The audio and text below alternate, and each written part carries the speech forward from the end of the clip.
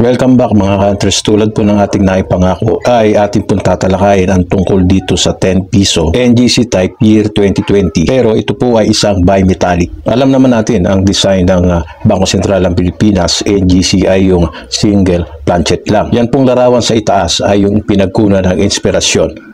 Ganon din ang kanilang reverse ay parehong-pareho po. Ang naging pagkakaiba nga lang nito no, yung nasa itaas ay single planchet at itong nasa ibaba ay bimetallic no, kahalintulad ng mga BSP series coins. 10 piso year 2000 hanggang 2017. At ang NGC series naman ay 2017 to year 2020. Ngayon mga ka-hunters, marami pong katanungan at dapat pong masagot. No? Ngayon, ibibigay ko lang dito ay mga possibilities kung bakit merong gantong klaseng NGC. 10 piso bimetallic.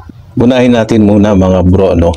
Alam naman natin na ang legal, diba, ang sinabi or yung official design ng NGC ng Bangko Sentral ng Pilipinas ay yun pong nasa itaas, no? Wala po tayong dapat asahan na gantong design na nasa ibaba. Ayan. So, mga possibilities, syempre mga bro, ay meron pong gumawa niyan. Ang magiging malaking katanungan lang natin, sino ang gumawa kung hindi nga gumawa ang Bangko Sentral ng Pilipinas? Yung ibang medyo baguhan sa collecting, sa coin industry, ang turing nila dito ay isang error coin. Kung yun po ang kanilang palagay, ako po ang magsasabi na hindi po ito isang error coin kasi pulidong-pulido ang kanyang pagkakagawa. Kaya mas malapit na sabihin na ito po ay isang variation. No? Kaya lang, hindi siya dapat maging bimetallic kasi nga NGC, single planchet lang eh. So, unang possibilities, no? Meron pong sadyang ginawa ito. Ang malaking katanungan lang, no, hindi lang natin talaga ma-pinpoint kung ito ba ay ginawa talaga sa loob mismo ng Bangko Sentral ng Pilipinas. Unang-una, no, halimbawa wala yung supervisor doon sa refinery department at gumawa sila nito, hindi naman sila allowed, no? Bawal po iyon. Unang-una, bawal din po ito ilabas. Bawal po maglabas lahat po ng nagtatrabaho doon kahit isang perasong barya kasi meron yan silang securities doon eh. Bago sila umuwi, meron yan check-up. So kung yun po ang ating ipagpapalagay, no, masasabi nga nating illegal or intentional ang baryang itong nasa ibaba na ito. Ngayon halimbawa sabihin naman nating error coin or wrong planchet, no. Hindi sinasadya yung planchet na bimetallic na ganyan nung gumawa ang Bangko Sentral ng Pilipinas, no, NGC, di ba? At merong mga nahalong planchet na ganyan, sigurado iikot po yan sa sirkulasyon kung halimbawa hindi na check ng mga quality control, no? Pero kasi maliit lang yung chance no, kung halimbawa may makakalusot nito, no? Kung may makalusot man, talagang iikot sa sirkulasyon at kung makakakuha ka nito ay hindi ganun kadami. At siguradong makikita yan eh. Diba? Tsaka yung mga planchet pag gumagawa po yan sila, nakarolyo po yan, no? Mga planchadong metal po yan, no? Doon na po yan tinatabas mismo sa pagawaan.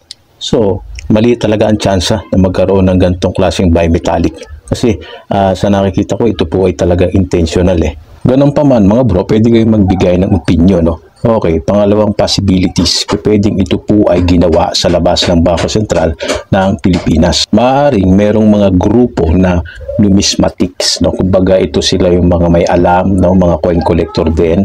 No, alam niyo kasi meron po kasi tinatawag ng mga private mint. Ito pong mga organisasyon na ito ay meron pong kakayahan gumawa ng kanyang sariling design, mga barya, no? Halimbawa, mga commemorative coins. Sa madaling salita, mga bro, no? Kung halimbawa tiwali ang isang membro nito, ay pwede siyang kumopya. Halimbawa ito, diba?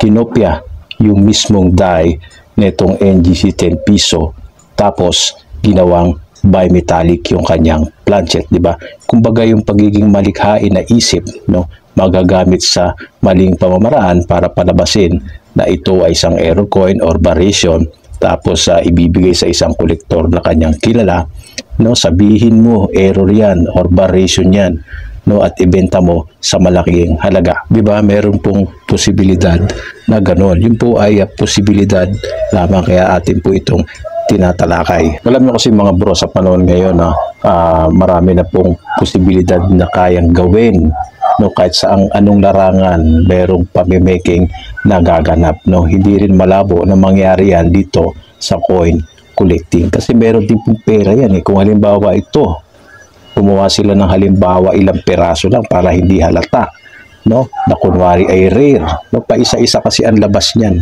Pag nabili ng isa, maglalabas ulit ng isa. Pag nabili ng pangalawa, maglalabas ulit ng pangatlo, no? Eventually, kapag dumadami na yan, unti-unti nang bababa ang value niyan or yung bili kasi mahalata ng mga numismatics na bakit dumarami na ito. Doon na unti-unti magdududa, diba, hanggat sa ma-realize nila, no, na ito pala ay maaaring mga intentional error or variation coins. Kaya syempre kawawa yung mga unang makakabili o yung mga unang nag-akala na ito ay lehitimo. Mga bro, no, ginawa ko ang content na ito para po sa inyong awareness. No? Huwag po kayong basta bili ng mga gantong klaseng coins na hindi nyo naman talaga alam kung saan ang galing. Hindi ba't kaya nga kayo ay tinuturing ng mga local numismatics kasi kayo po ay nag-aaral ng mga history at mga variation sa mga barya. Kung minsan, mas mahalaga yung common sense, no, kaysa sa ating mga pinag-aralan. So, alright, mga hunters, no, babalik tayo sa simula, no? Wala pong ginawa ang Bangko Sentral ng Pilipinas ng ganitong disenyo, NGC, no? New Generation Currency. Alam nyo, kahit dali ng example nito sa Bangko Sentral ng Pilipinas mismo, tiyak na naman talaga na sasabihin nilang wala kaming ginawang ganyan design. No, kung sasabihin man na error coin, hindi naman kasi ganyan ang planchet ng NGC. No? Sabi ko nga, single planchet lang ang NGC, hindi po bimetallic. At huwag nyo rin isipin na baka planchet ng BSP series coin 10 piso.